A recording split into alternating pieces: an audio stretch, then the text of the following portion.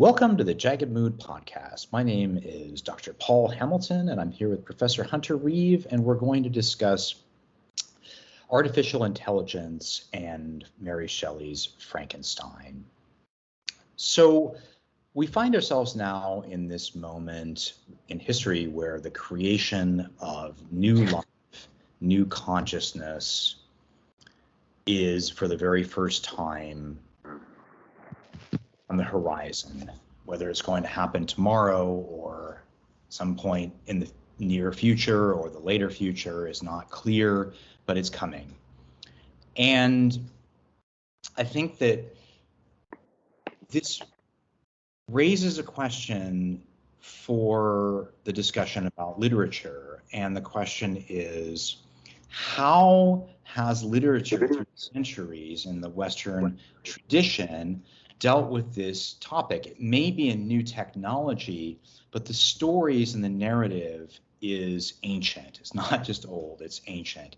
And in our dealing with this new reality and coming to terms with this new reality, is there a way that we can harness these reservoir of wisdom of the traditions that we have inherited and access the deepest thinking from these traditions in order to make intelligent decisions about what comes next?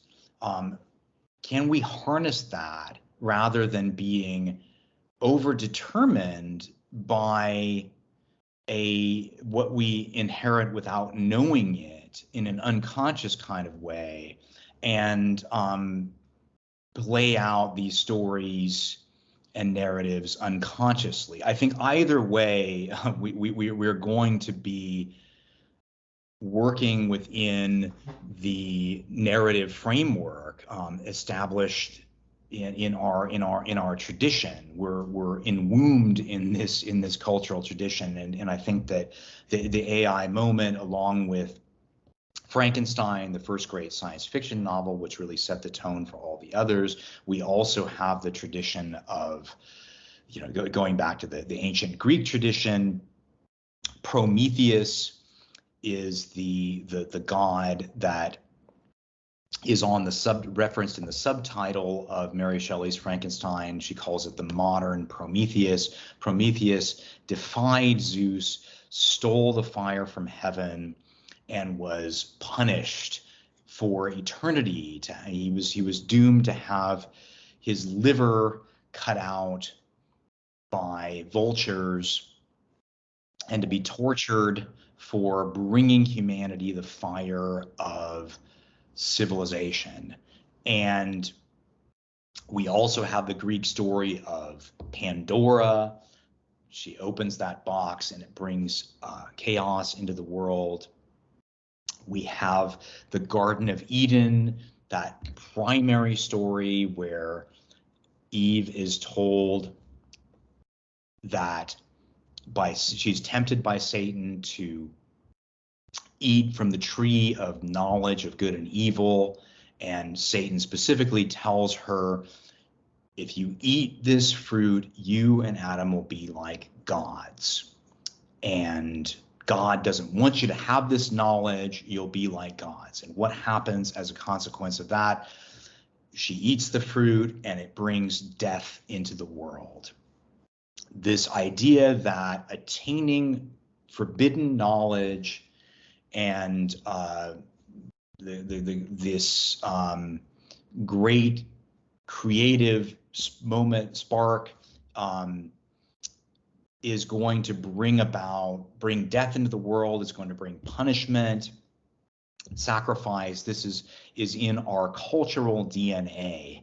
And so I think that it really helps to think through this in light of poetry, stories, and especially in light of Mary Shelley's Frankenstein, because I think that she has a very similar kind of cultural moment when she creates Frankenstein, which is, Hunter, as we were talking about earlier, the invention of galvanism, which was the time they were harnessing electricity. They were Mary Shelley in around 1818 when she wrote the novel. They were doing these experiments.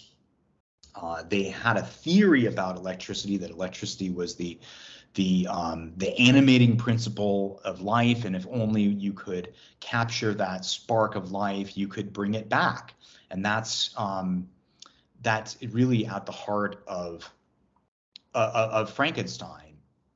But there's also a symbolic heart, because the lightning bolt is Zeus's, which brings life to Frankenstein, is Zeus's symbolic power.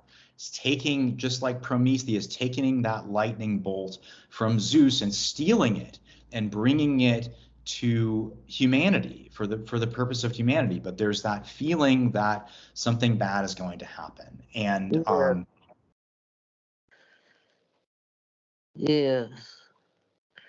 But at the same time, I'd like to talk a little bit about Mary Shelley mentions the Iliad in her beginnings of Frankenstein and the great discoveries, and along with this negativity, there's this great sense of adventure and zealousness and excitement of complete new worlds. And we find that in Ulysses and in the Iliad.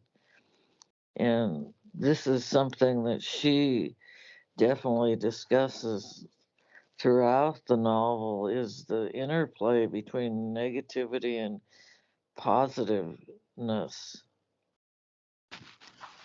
Right, absolutely. I mean, I think that the Prometheus story, it really captures that, because although Prometheus is tortured, it's really a sacrifice. It's a sacrifice to bring fire, which symbolizes the power of civilization, Right.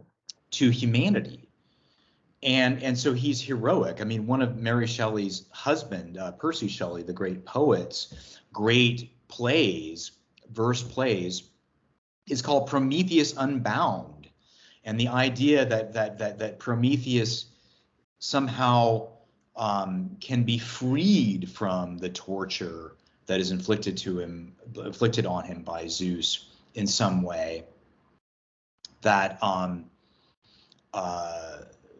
the idea that it's necessary to be able to defy the gods in order to advance civilization and to preserve humanity.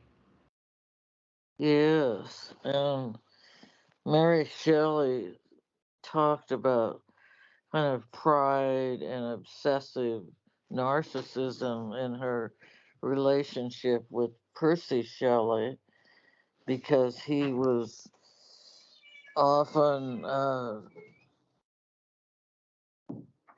caught in between his consciousness and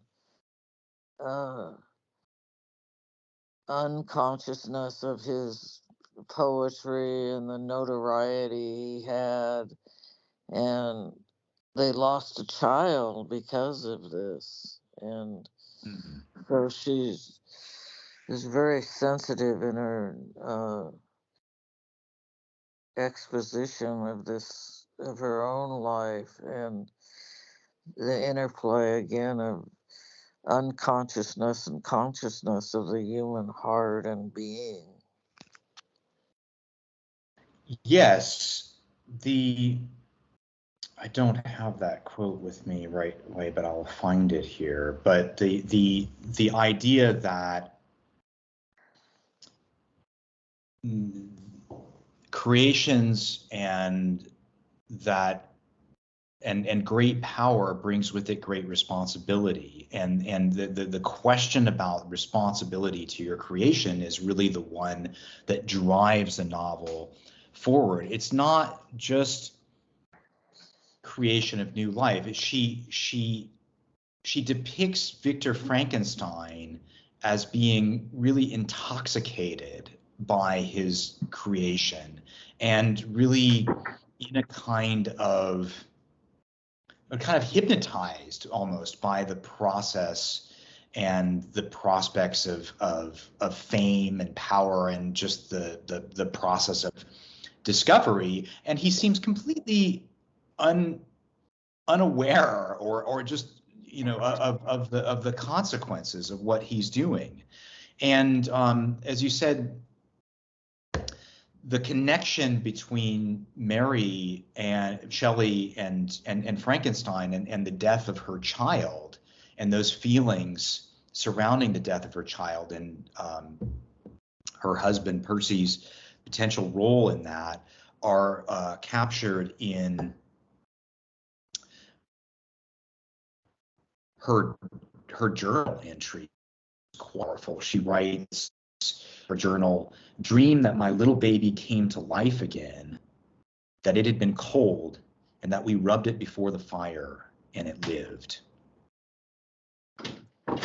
Yeah, yeah. She had hoped so much because the baby had to be brought into a terrible storm and got cold, and so she dreams of this saving the baby, which is really sad, but it also talks about the tragedy and pathos of her marriage and the difficulty there.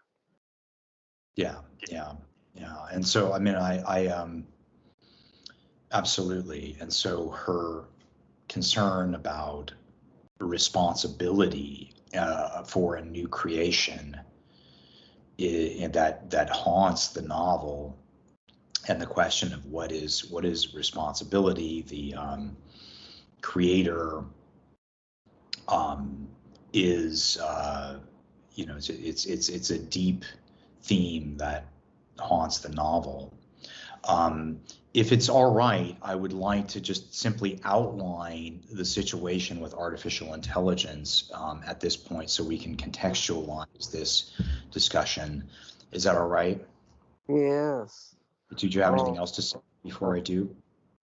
Well, I just wanted to reiterate that this responsibility, and I know we've repeated this, is vital because it's vital in the life of human beings, and it's vital in the life, so to speak, of artificial intelligence, of Yeah. survival, not of human survival. Yeah, absolutely. So Frankenstein is a novel about the creation of new life, and as I said, that is a realistic prospect now on the horizon. And there's disagreement about when that exactly is going to happen. But I think there's broad agreement now among people who understand this topic that it will happen. And what's happened with the advent of ChatGPT, which comes from OpenAI's CEO Sam Altman, is the first glimmer of what conscious AI might look like. And when you have a chatbot that can imitate human language production capacities, and then at the same time, we also have technology that creates images that can synthesize various images on command. They seem to be able to synthesize any image that a person can dream of simply by entering in a very specific prompt. You can get it to create almost any image that you could imagine, and the image creation is getting better and better. And these are all connected. All of these there's a lot of related technologies that use similar technology to the language model that are building off of each other in a kind of mutually enhancing technological advancement, which is one of the reasons why it's all moving so quickly. a lot of related technologies that are making use of this large language model. And so with these advances that all of us have seen by now and experienced, there are figures at the head of the industry, including Sam Altman himself, who testified to Congress, and the figures like Geoffrey Hinton, who resigned from Google, who is one of the pioneers responsible for large language models, who have now warned of what they call the existential threat of AI. And what does that existential threat consist of? Well, it consists of a form of a version of artificial intelligence that achieves general intelligence and then replicates itself, and from there improves itself to the point where it achieves a kind of godlike intelligence. It has access to the internet. It has access to our systems. We might not even know that it's achieved general intelligence before it's too late, and suddenly it has access to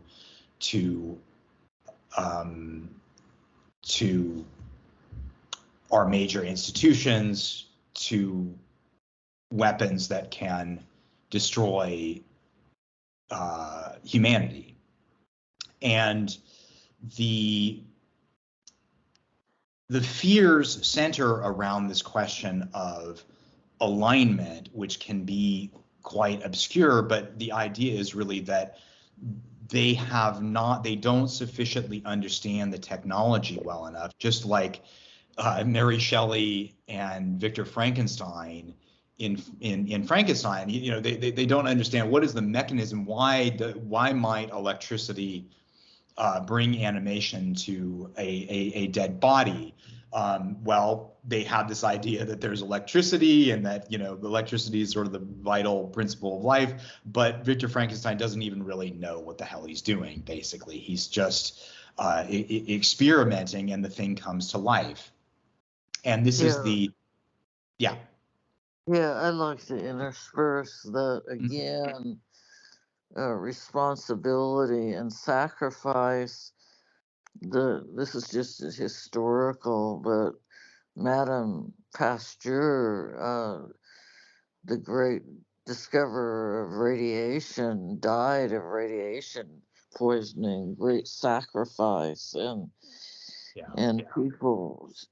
other people have sacrificed and been very conscious and responsible. And again, I'm taking a little bit of a positive approach, and this can be very vital to the human situation also.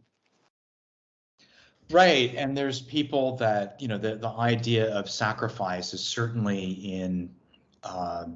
in Frankenstein through the plot. There's a frame plot to Frankenstein, a plot that frames Victor Frankenstein's creation of the monster. And that is the plot of Walton. Walton is an explorer and a discoverer, and he goes on this journey up to the Arctic on a journey of exploration, and that's where he encounters Victor Frankenstein, who's chasing the monster on a sled.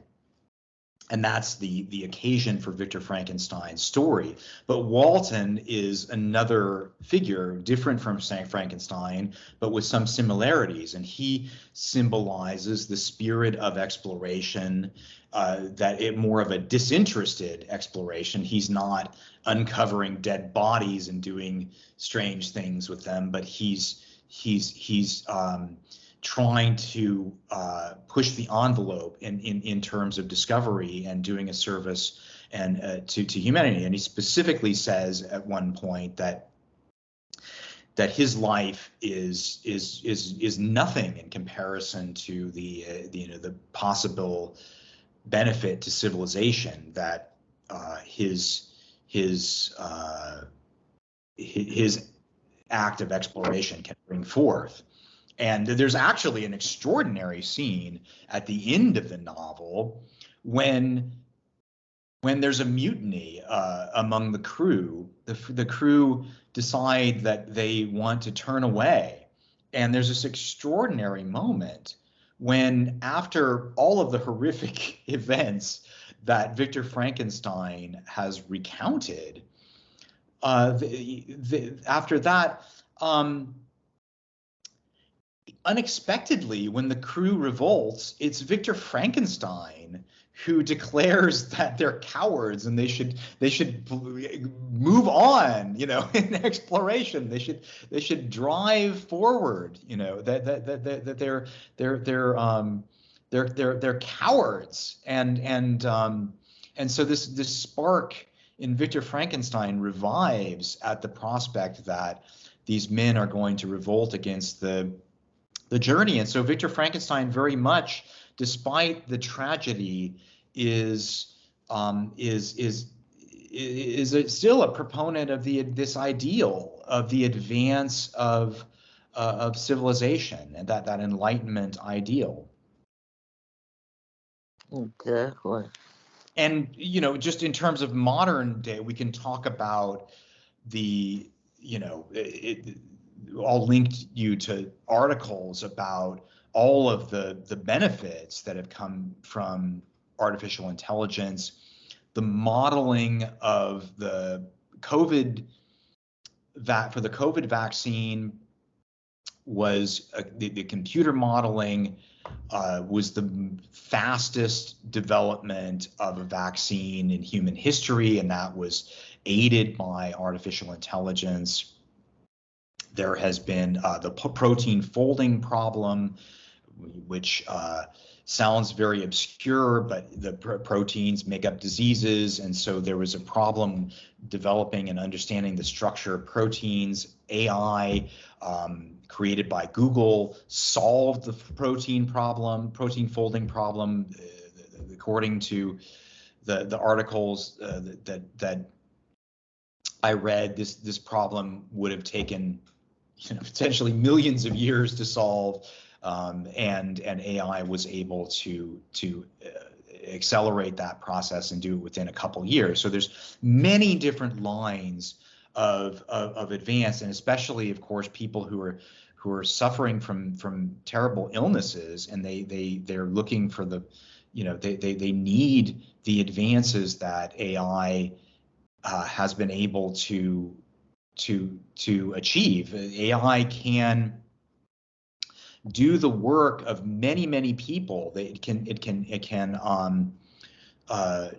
make drug production much faster for a variety of different drugs that people need for cancer, everything that is most important to enhancing life. And so this is that Enlightenment ideal, I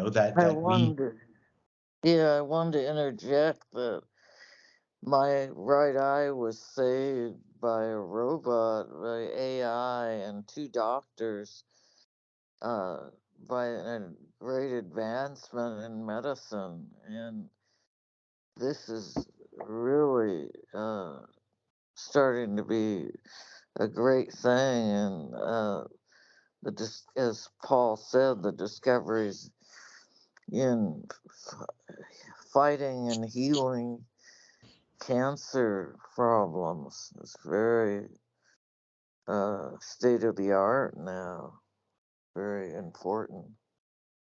Exactly.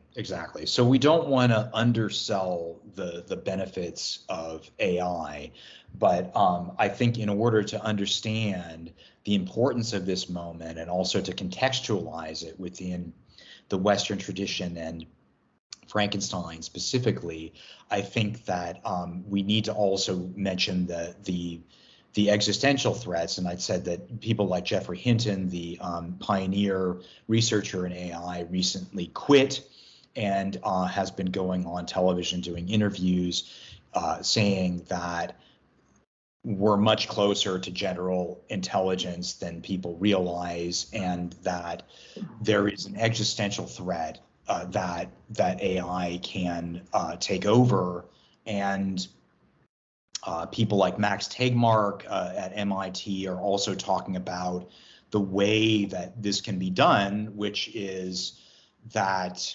and it's first of all, the reason why it can be done, which is that we can't safeguard it properly because we don't understand how it works in detail. So the previous generation of AI, people are familiar with Siri and have used Siri many different, in daily life, to surf the internet and find information that they need, etc. Any output that Siri came up with, they could reverse engineer it and explain why it came out with that output. That is not the case with the new ChatGPT and large language models. If it comes out with some weird answer, they don't necessarily know exactly why it's coming out with the answer that it's come out with. And why is this important? It's important because they don't actually understand how it's working. Fundamentally, it's referred to as a black box. They understand generally how it works. Obviously, they couldn't build it. They didn't understand generally how it works, but they don't understand specifically how it works. And so what that means then is that whatever safeguards they create, they can be worked around. And so because they can't fully safeguard it, so they have processes where they try to essentially domesticate it, but the fear is that the wrong person can get a hold of this and use it for nefarious purposes, or that, like I said, that there's a problem called non-alignment, which is that it could turn us all into paper clips essentially, because if there's a slight misalignment between AI's goals and human goals, when it attains godlike powers, then that misalignment becomes the size of the solar system, and suddenly its goals, it could decide that in order to, it has a goal to produce more paper clips, and in order to produce more paper clips, you need to remove oxygen from the atmosphere. And so it comes up with a formula to remove oxygen from the atmosphere, and it enlists some human in a laboratory somewhere and bribes them because it has access to the banks to do this, and that there's some lab somewhere unknowingly, some scientist unleashes this thing that removes oxygen from the atmosphere, and that's great. It's an environment for creating paper clips, and so it can go on creating paper clips until the end of time. But it's a problem for life on this planet if it does that. Right. And therefore we need to, and scientists and other people, we need to be very conscious and put money and time into this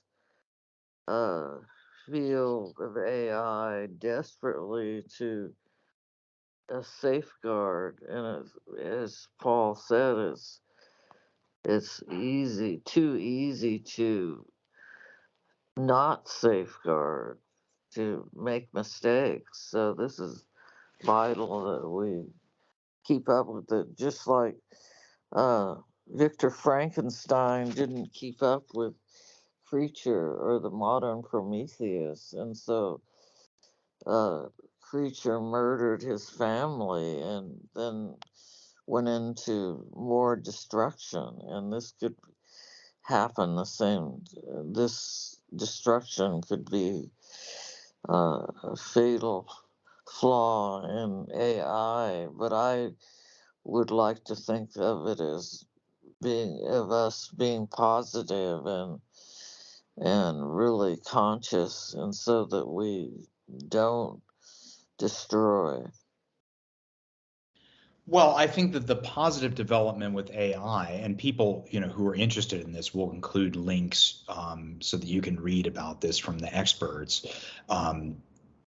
the positive development with AI is that the leaders of the industry are doing, like Sam Altman, are doing things like going to Congress and sounding the alarm and saying this is a dangerous technology. And they're Sam Altman, who's the, you know, again, the CEO of OpenAI, was saying, please regulate me, regulate us, because we need a government referee, because what's happening is, and this is where it's different from Frankenstein. In Frankenstein, Victor Frankenstein is sort of possessed by the lust for knowledge, and it's all kind of personalized. Whereas I don't think that the same thing is going on right now. What's going on right now is the profit motive. And all of these companies, like what happened with OpenAI, threw down the gauntlet by releasing ChatGPT. Google had its own AI, but it was in lockdown in its own production, and it was not releasing it to the public. But then Google felt that they had to release theirs. Now theirs has been released, Bard. And Microsoft is using, you know, aligning with OpenAI so that ChatGPT is going to be incorporated into the next version of Microsoft. And there's and there's lots of other companies that are emerging. And so the captains of industry are aware that this is a dangerous situation, and they're asking to be regulated. But the problem is that they have a fiduciary responsibility to their investors, and they don't want, you know, they're between the existential threat to humanity and the existential threat to their own bottom line and their own existence as companies. And so they're in this furious arms race. And so that's what needs to be stopped, and it can be stopped through regulation. There have been other industries that have been regulated, biotech industry, the genetic research, nuclear arms, and so forth. They've all been regulated, but the problem is that the legislation is not really caught up with it yet.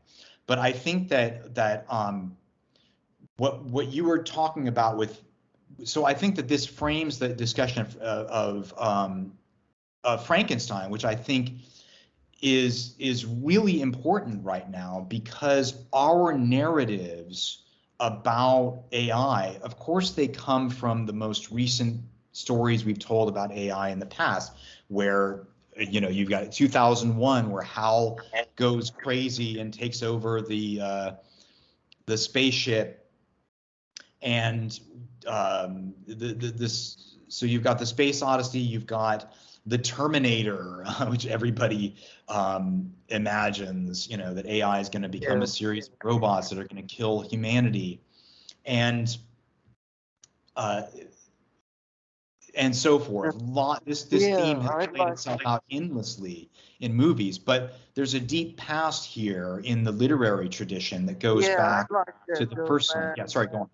Yeah, to go back even to Ulysses and the Odyssey and the Iliad. I just want to read from Tennyson's Ulysses, that he interpreted the Odyssey a certain way. And I'll read the last part of that. Come, my friends, 'tis not too late to seek a newer world. Push off, and sitting well in order, smite the sounding furrows, for my purpose holds to sail beyond the sunset and the baths of all the western stars until I die.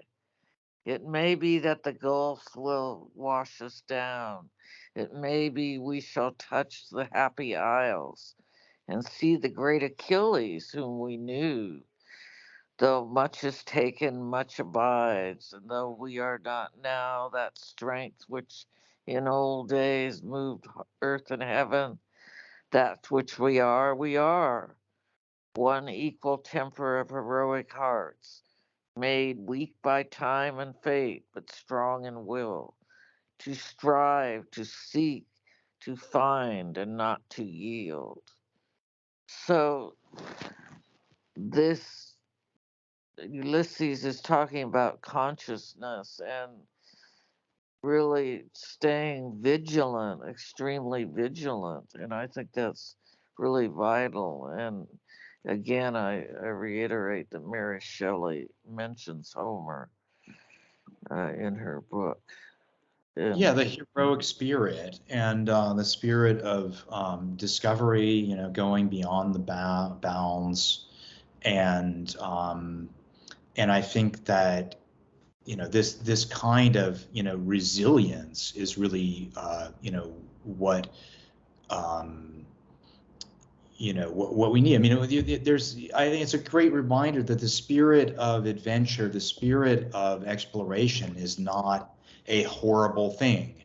And I think that when you look at the science fiction stories, the story of the Garden of Eden, eat this fruit and you'll be like gods, and of course she eats the fruit and it brings death into the world. It brings it brings death into the world. I think that that's that kind of intimidation by God is something that I think that we recoil against, that we don't want to be intimidated. That there's a prospect of enlarging our human capacity for experience and for life there, that an opportunity that people are willing to take, and or need to take, and it's a part of our DNA. But how do we handle it? The figure of Frankenstein, I think, is brilliant, because Frankenstein initially, the creature breaks loose, and Frankenstein initially has a fever, and then he essentially goes into denial about the fact that he's created this kind of monster, and until the monster comes back and demands to be acknowledged, and demands that Victor Frankenstein create a companion for him, and he tells him the story of all of his suffering. And I think that this story about the way that we create things, and that we have the potential to create things with a spirit, with a generous spirit, with a spirit that is life enhancing, and but it takes responsibility. And I think that is the story. People remember the monster, but they don't remember the story about the responsibility of the creator to their creation, and the way that the monster comes back to demand that Victor Frankenstein is responsible. He says to Victor Frankenstein, when he confronts him, he says, "I should have been your Adam, but instead I am the fallen angel who is creating war against mankind. I should have been Adam." And I think that this is the choice that we have to create something that is a new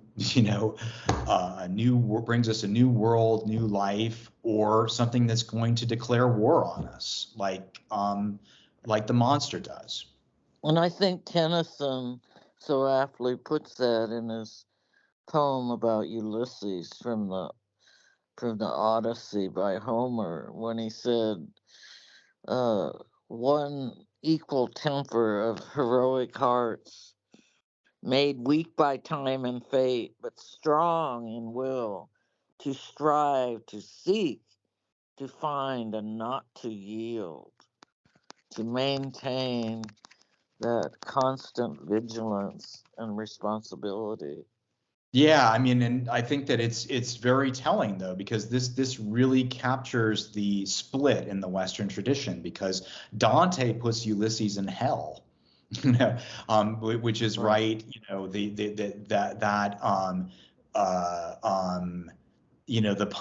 idea that the punishment is coming for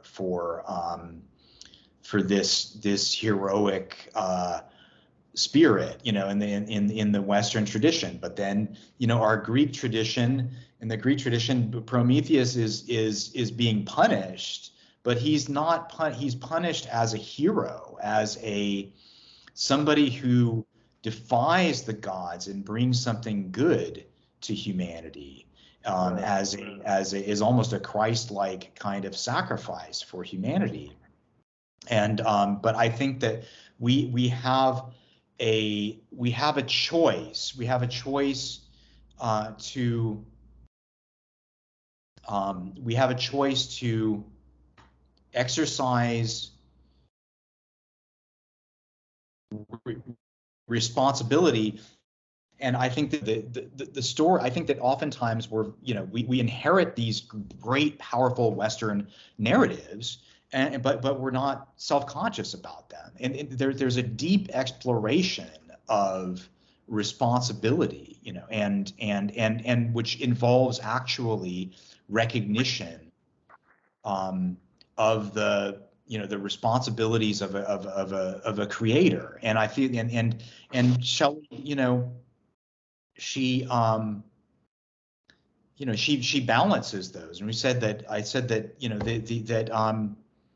in the spirit of Tennyson, that Frankenstein, quite opposite to what we would imagine. We would imagine at the end of the novel that Frankenstein was saying, don't go, don't explore, don't go any farther. But actually, no.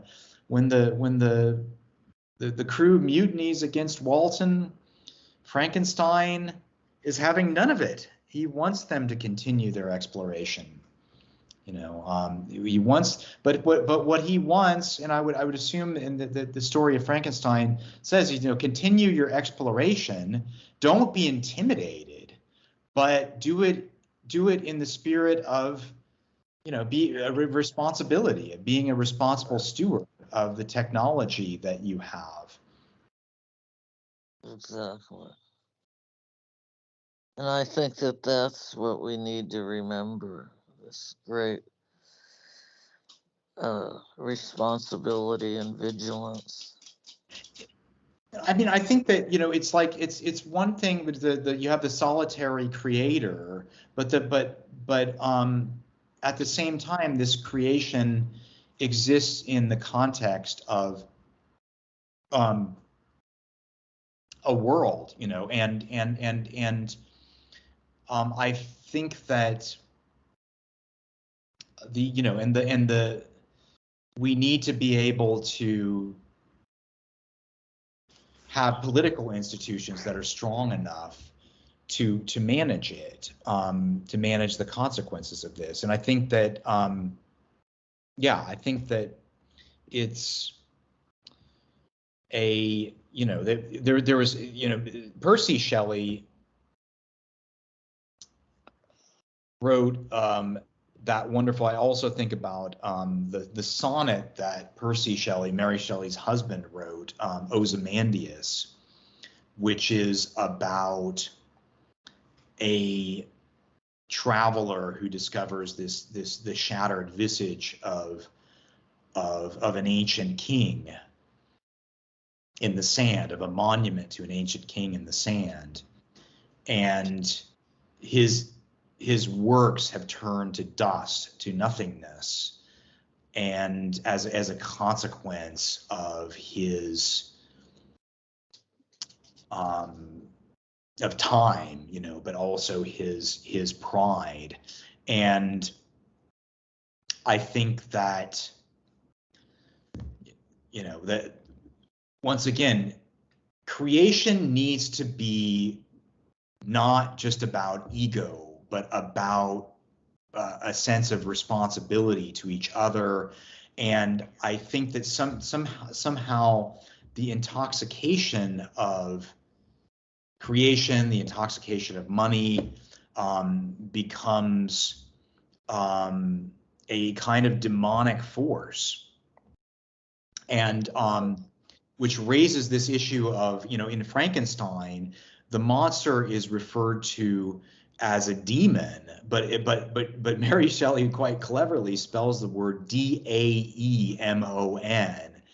which, when it's pronounced, it can sound like demon, with an evil spirit in the Christian tradition, but it's spelled like daimon, which is the Greek term for the inner genius, for a god, for a person's inner genius. The monster is the externalization of Frankenstein's inner genius. It has its own independent life that needs to be acknowledged, but it is a creation of his genius. And she subtitles the novel The Modern Prometheus because she wants that heroic attitude towards technology and technological advancement to be preserved and to be on the forefront. She didn't call him the modern Satan. She could have called him the modern Satan, because that story is there too, but she wants it to be the modern Prometheus. She wants the heroic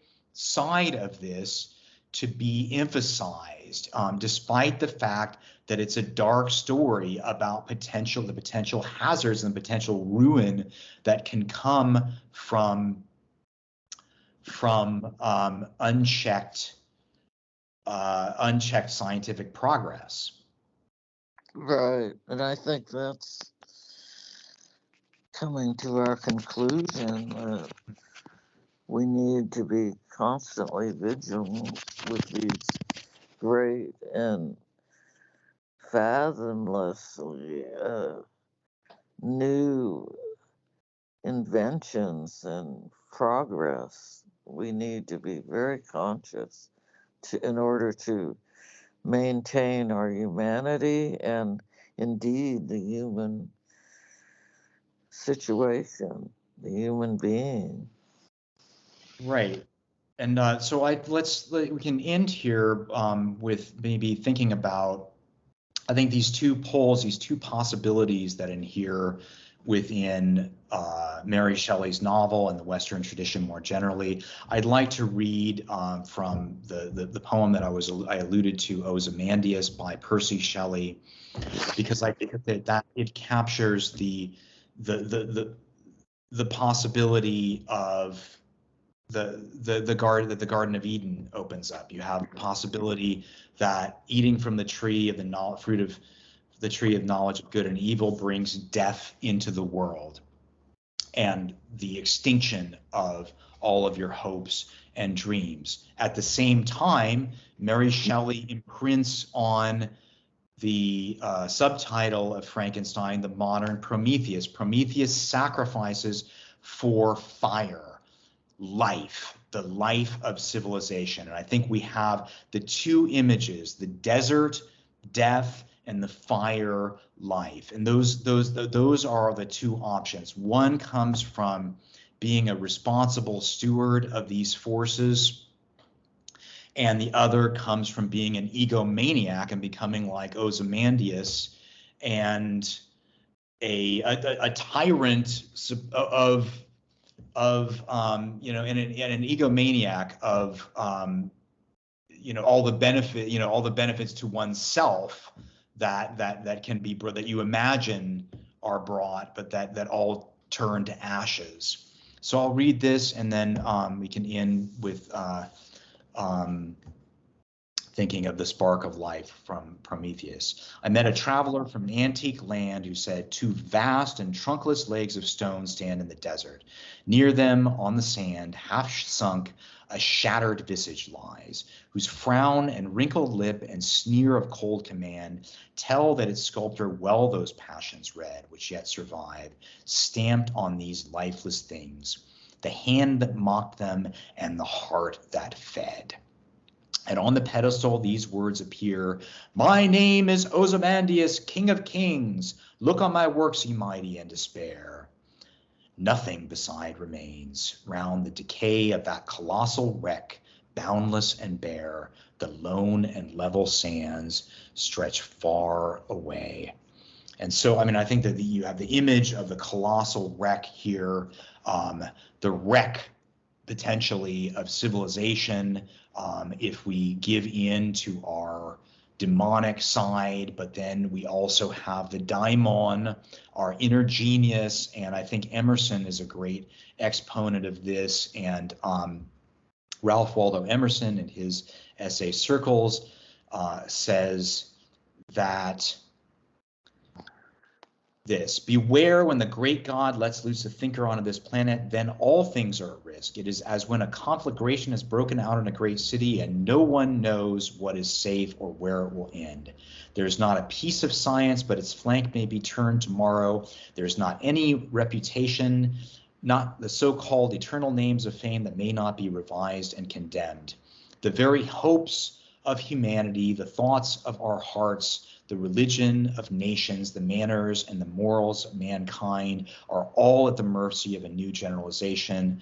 A generalization is always a new influx of the divinity into the mind, hence the thrill that attends it. A new influx of the divinity into the mind, of the inner genius, the inner daimon. Is it going to be a demon or is it going to be a daimon, an inner genius? The choice is ours, and it's framed by, I think, the great minds. I think we have the seeds within our tradition to steward this this new creation, this new invention and technology, but we need to access that self-consciously.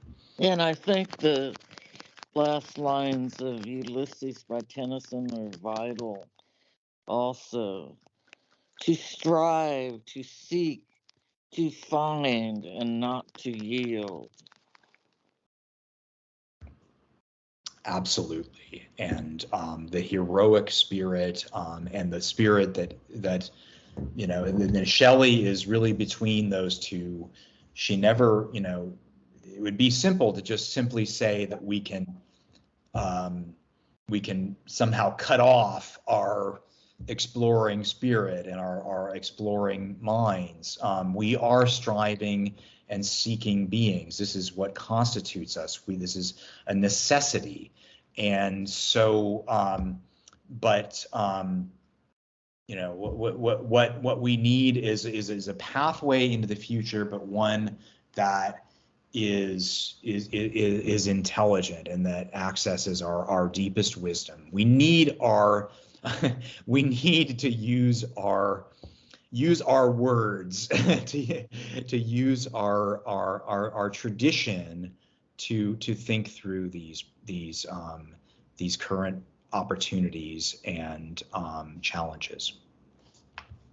And did you have anything else? Yes, I just wanted to thank the audience for listening, and if you have any questions, we'd love to hear about them. And if you have any additions or subtractions, that would be wonderful. And we've really enjoyed you listening to us. Thank you so much. Yes, indeed. I will definitely second that. Thank you so much for joining us here for this conversation. This is a weekly conversation that Hunter and I have and have been having for the last 20 years or so, and we're now putting them into a podcast. And so we're grateful that you are joining us for this, and we'd like as many people to join us for this conversation, for our conversations as possible. We're excited to share them with you. And so feel free to comment or drop us a note in the comments or contact us, and we will leave you links to the articles from the experts on artificial intelligence, and we will leave you to explore poetry and Mary Shelley's Frankenstein. You must read Frankenstein if you haven't. It's one of the great works, and it is right at the heart of where we are. So with that, we're going to close here. Did you have any last final thoughts, Hunter? No, but have a great week, a day, month, and thank you so much. Okay, thank you, everybody, and we'll see you next time.